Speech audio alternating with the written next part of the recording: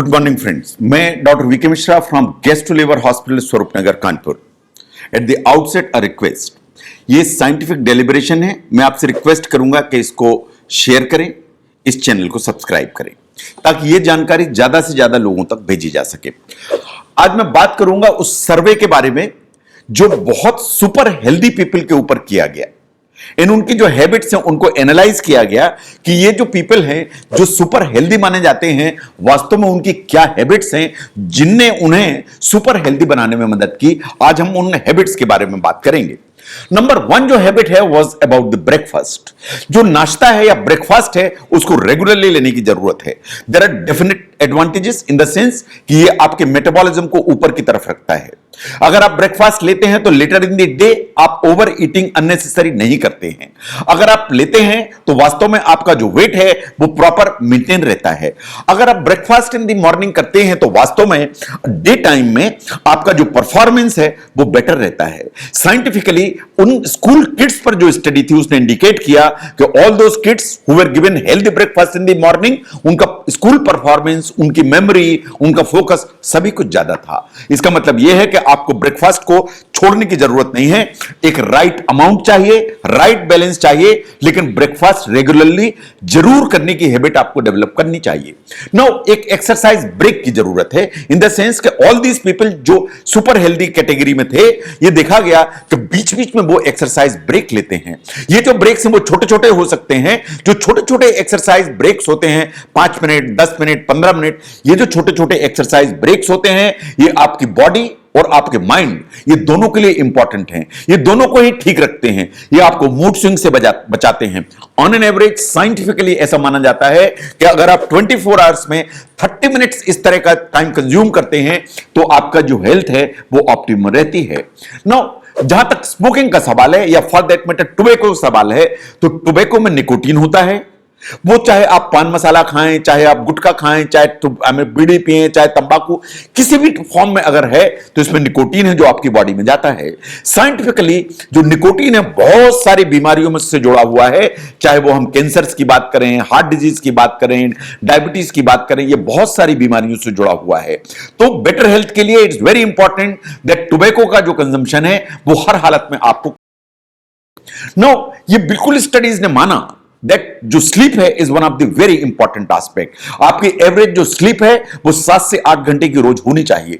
अगर आपकी स्लीप रोज 7 से 8 घंटे की है तो आपका मूड बेटर रहता है, आपकी मेमोरी शार्प होती है, आपका फोकस इंप्रूव होता है, आपको नई चीजें सीखने में आपको हमेशा मदद मिलती है। You are more adept at learning new things. अगर आपकी स्लीप की पैटर्न गड़बड़ है या आपकी स्लीप की अमाउंट कम है तो वास्तव में आपका जो इम्यून लेवल है या इम्यून स्टेटस है वो नीचे की तरफ जाता है एंड आप इंफेक्शंस के लिए वास्तव में प्रोन हो जाते हैं।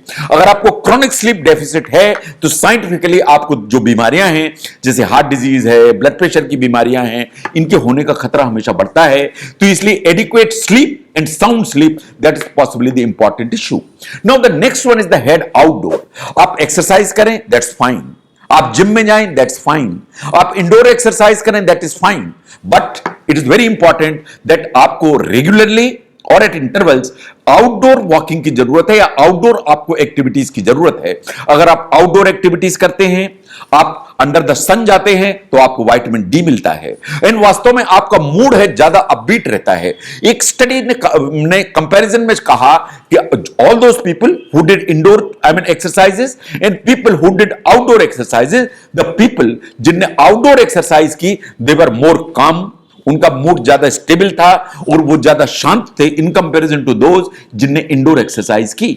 Now be mindful. जहां तक इसका सवाल है, साइंस ऐसा मानती है कि इससे आपकी जो एक स्ट्रेस का लेवल है वो नीचे की तरफ आता है। ये बात सही है कि ये कोई भी पेन है उसको रिड्यूस करने की ताकत रखती है।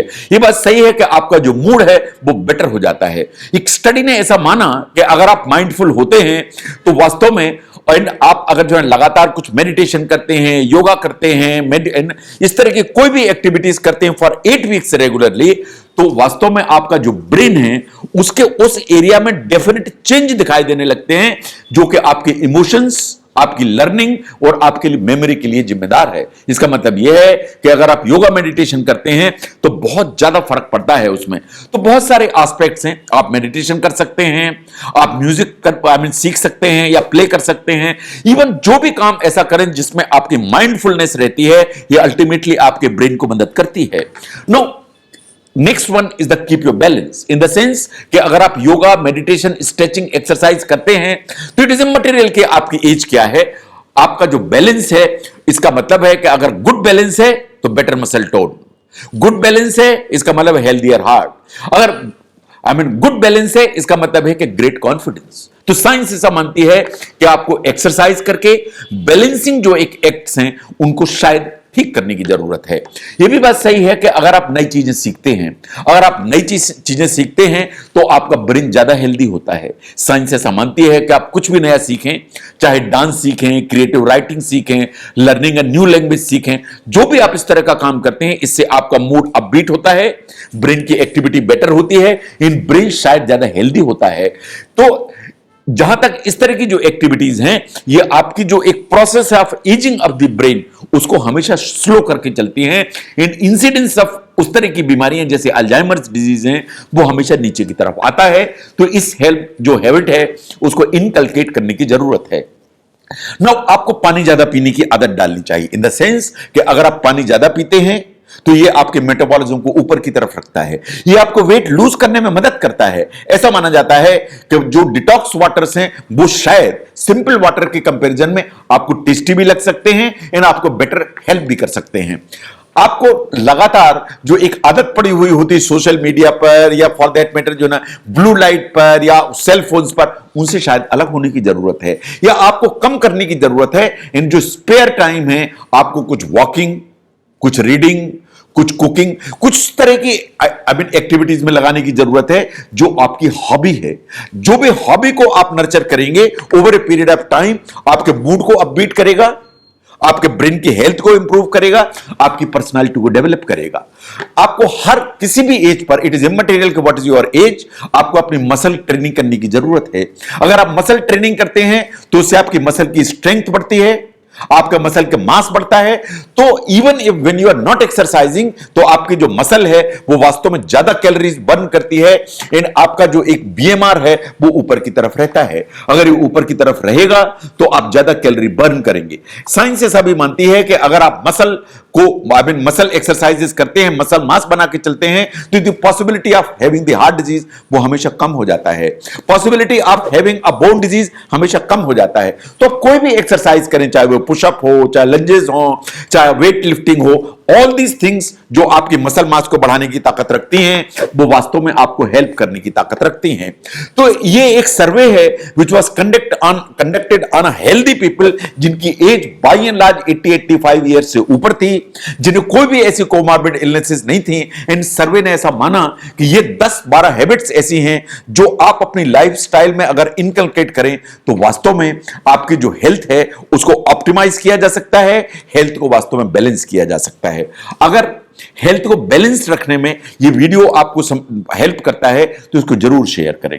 मैं doctor VK Mishra from gastro liver hospital, Swaroopnagar, Kanpur. Thank you very much.